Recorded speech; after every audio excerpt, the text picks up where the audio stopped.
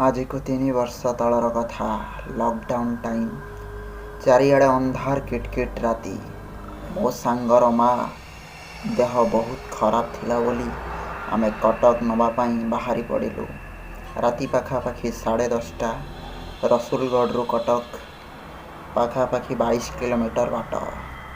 किछि बाट गला परे पुरी केनाल रोड चारिआडे सुनसान। मु मो सांग आउ ता माँ 3 जण बाइक रे जाऊ जाऊ हठात आम आगरे किए जणे चलीगला परि लागिला। आमे बहुत डरी जाइथिलु। किछि समय आमे बाइक स्टार्ट कलु। पाखरे थाए मोबाइल रा टर्च मारी देखिलु केही नाहंती। मनरे भय सृष्टि हेला। आग पछ किछि न भाबी आमे बाइक स्टार्ट कलु। आग को चलिलु। किछि बाट आग को गला परे नई ओभरब्रिज पड़ा। सेतबेल को टाइम पाखापाखि 12:30। मो सांगर माँ को बहुत जोर से टॉयलेट लगिला। पाखरे किछि सुविधा न थाए। मो सांग ता माँ को धरी किछि बाट आग को गला। मु बाइक रे बसी थाए। पाखापाखि 1 घंटा हो गला।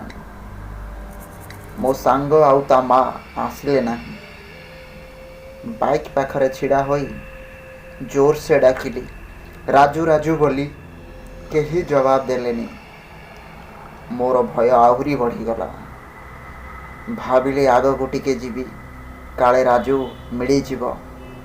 किछि बाट आग को गला परे हठात गोटे साउंड हैला, जेमिति गोटे दियटीर स्वर।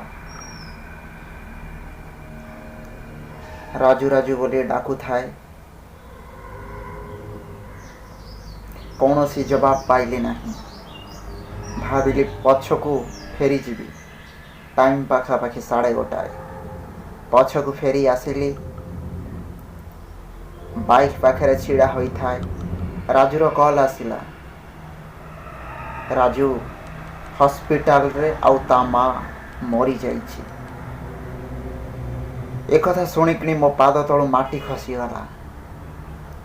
ताहले मो सहित जो 2 जण आसीथिले सेमाने किए?